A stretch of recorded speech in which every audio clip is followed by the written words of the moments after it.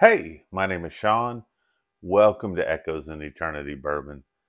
If you just like sometimes just to be a fan. Okay. Now we win a kind of fuck all we go to. That way I get a book all that man back.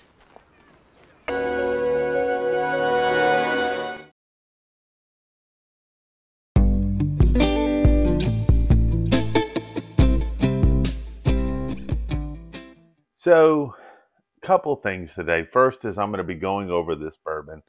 I'm kind of leery about this. It had a high price tag. It's got some unusual things going on it, but we'll talk about that in a minute. But one of the best things about this community is you get to be a fan of a lot of different things. I mean, I get to be fans of the members. I mean, I get to talk with people on a personal level. I get to talk to, meet new people all the time, which I absolutely enjoy. I mean, today Dave Oglesing's on the road, and I'm getting all pictures of all this cool stuff that he's collecting. Terrence, we're texting back and forth about some things just in life in general, and Jeremy pops up in the comments. All you guys have such amazing things to say, and I absolutely appreciate y'all. Victor Kennekin's always positive. Brian Petty's always positive in the comments. All of you guys have so many great things to say that it just makes it fun to not only have a channel but just be a fan of you guys all. I get some awesome things today. Guitars, whiskey, and golf. Brian out there got a couple great samples from him. Looking forward to trying this out. I get home from work today, and I get this, I get a hand addressed envelope, and I'm like, "Who's this from?" So I open it up and I start reading it, and it's an awesome thank you from Baker Drinks to their Patreon community. See, I like to be Patreon to people because I'm fans of them. But it's this awesome thing that talks about, here's the things that they're trying to do. I get some awesome stickers and stuff in here. And to me, I geek out on these type of things. I absolutely love it. I love their letter. Laura and Troy signed this, and it just talks about what they're trying to do in their community. And I just think that that's such an awesome touch and an awesome thing, that I get, the card of theirs, and I get some stickers and stuff, and I get a letter that talks about the future of what they're doing. I think that's just a nice, beautiful personal touch. I'm talking with Independent Joe. We've got some sample things coming up for a flight fight. I'm looking forward to that. I always look forward to the weekend hanging out on Whiskey Wisdom. And then Saturday on Baker Drinks. If I went up, of course, last Saturday I wasn't able to, but this upcoming Saturday, if they're doing something, I hope to get on there and at least chat in the group chat. And I enjoy watching different videos. I enjoy watching, Bourbon Drop with Myron, Major Zero, seeing what kind of evil plan he's got hatched up and stuff like that. Whiskey Bank David, and like I said, guitars, whiskey, and golf. And, it's just so much fun, the community, because there's so many people that give. And it's not just the content creators, it's you members that are out there too. I mean, I could just list off name after name after name, and I'd still miss 10 names. But you guys just make this fun. So thank you for that. You guys let me be a fan, which I appreciate. But today, let's kind of get into what this is. This bottle right here, I'll tell you, I spent way too much on this. This was $299 bottle. It's got the cool samurai head on it and stuff like that, which is neat and maybe cheesy at the same time. But this is a Kentucky straight bourbon whiskey finished in Japanese Mizurana oak shochu barrels. This is a 15-year. This is bottle 293 of 650 bottles. This is 101 proof. So it's 101 proof. The juice is believed to be Jim Beam juice. They don't say who their distillate is on this. It's from Kentucky, but they don't tell you who. It's suspected and believed to be Jim Beam. They source their whiskeys. World Whiskey does. So this is World Whiskey Society. They source their whiskeys and they tend to finish it in other barrels and things. This being 15 years. Kind of gives me one of the things that I like. Tend to like older bourbons. Never had this Japanese type of oak, so I'm interested in that. Of course, the rarity tater factor got me on that too. I'm highly doubting it's going to be worth $300. I try not to set myself up for these things because I like to taste things without knowing anything about them, and that way I can tell myself I really like it. But I know I'm probably going to have a bias because initially I'm going to be looking for is just $300 worth of flavor. So we'll see. We'll see. Um, does have a nice, beautiful color to it. You would expect something that's been, 15 years in barrels, and it doesn't state how long it was in this Japanese oak barrel, which wasn't a virgin oak barrel, but it was from another spirit prior.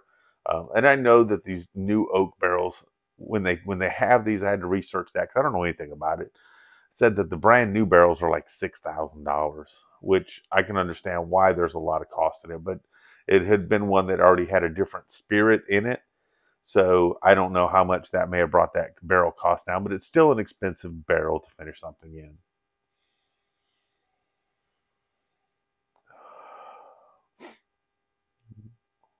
So right off the bat, it doesn't smell like a bourbon.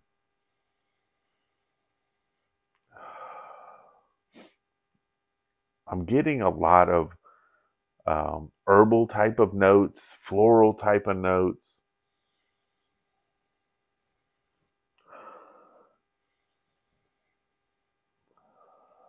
A little bit, tiny bit of ethanol, but it's almost, I swear I almost get like a coconut note on this, which is very strange. It does have some nice oils in it, some nice viscosity on it, which I would expect out of something being that old.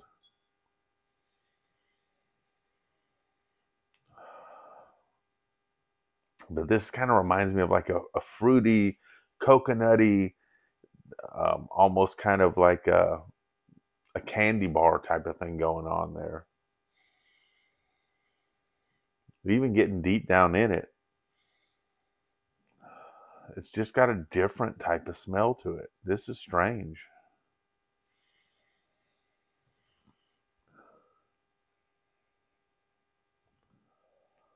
Almost get like a lavender smell to it too. So it definitely doesn't smell like a bourbon right off the bat. Let's give it a taste.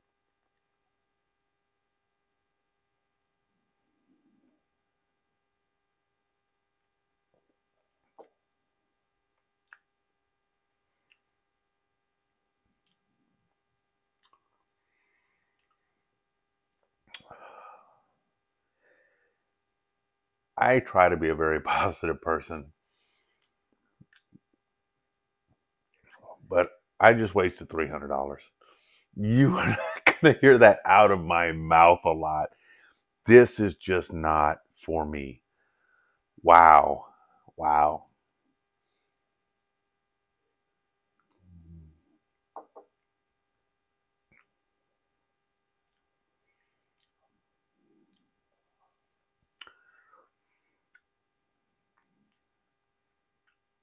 The one thing I can say about it, it's got a longer finish to it. It's got a longer finish to it. The mouthfeel is pretty good on it. I'll give it that. So there's got some viscosity. There's got some good mouthfeel in there. But there are so many herbal qualities to this right off the bat. I'm just not a fan.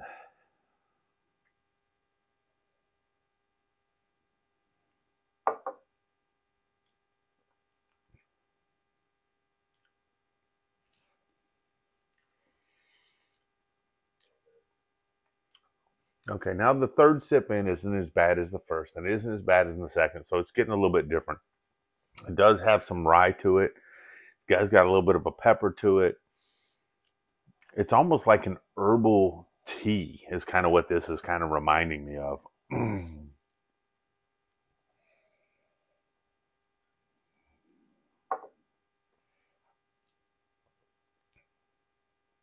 Yeah, yeah.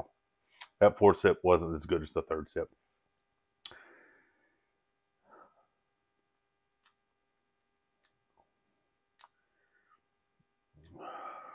So there's a lot of different things going on here that I don't like. Like I said, it's got a heavily herbal type of thing going on. It's kind of got a little bit of a tea thing going on. I'm not getting a whole lot of traditional bourbon characteristics out of this. it just kind of goes from a little bit of peppery on the tongue to for me. I mean, it's not 1887, I think it's 1887 Lazy Guy bad, but it's not far behind, at least for me.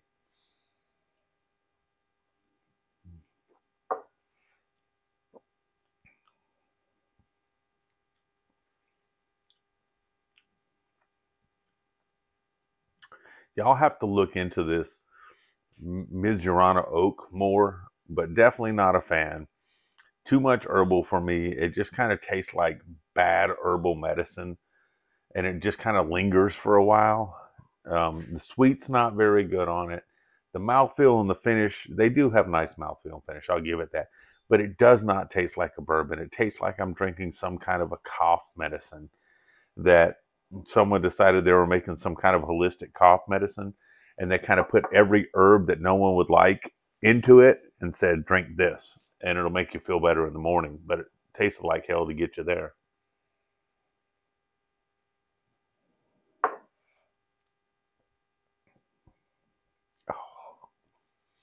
Yeah, it's got this strange kind of fennel that goes with it. So you got the horrible herb mixture with a little bit of a tea and some kind of fennel.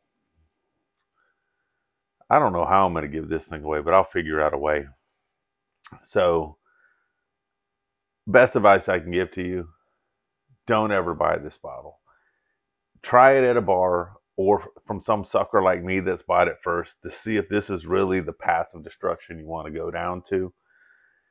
It takes a lot for me to say I don't enjoy a whiskey or a bourbon or something. I do not enjoy this. And the fact that it costs $300 really, really hurts my feelings right now.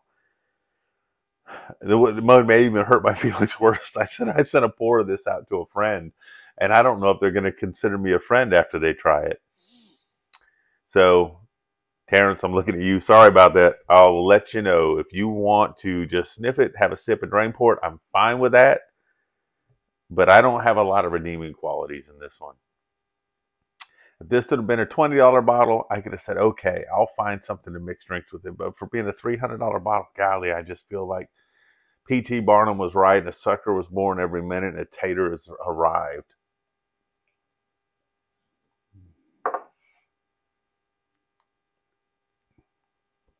Oh. Sorry, guys. That was probably the best I got on that one. I kept drinking it, hoping it was going to get better. The third sip was not bad for some reason.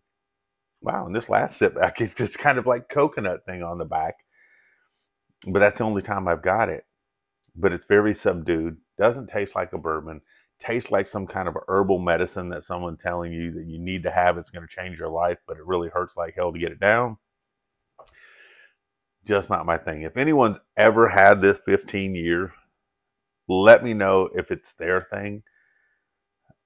Maybe we could work something out because I don't know what I'm going to do with this bottle except for the cool stopper. I'm kind of highly disappointed. But that's okay. Not everything's going to be a winner. And sometimes you just have to kind of trust your instinct on things. I looked at this and I said, there's not enough check marks on the box. And I went against my intuition on it and said, well, I'm going to try this anyways. Maybe there's something in here that I just don't know, because I like to go into things blind. I really, really do. I don't want to research onto a lot of things and realize this is maybe something I like or don't like because I want to form my own opinion on it. I should have followed my instincts on this one. But that's all right. Lesson learned. Sometimes expensive lessons learned, but sometimes those are the best lessons learned. Check the boxes for the things that you trust. And if you're not trusting something, ask somebody. Find out if somebody's got a pour. Try it from them first. And then we'll go from there. But that's all right. By the time you guys see this, drop one of my stickers. I'll get that back up. By the time you guys see this, it'll be Wednesday afternoon. And you know what that means? It means you are now officially on the downhill slide of the week. You finally got up past that halfway point, and you're on the downhill slide. So things are looking up. I'm definitely looking forward to the World Series upcoming. Definitely looking forward to some Thursday night football in the weekend and things like that. I hope your work days go by fast, your off time goes by slow, but most importantly, cheers. Hopefully something better than this, and God bless. You all have an amazing day. Thank you.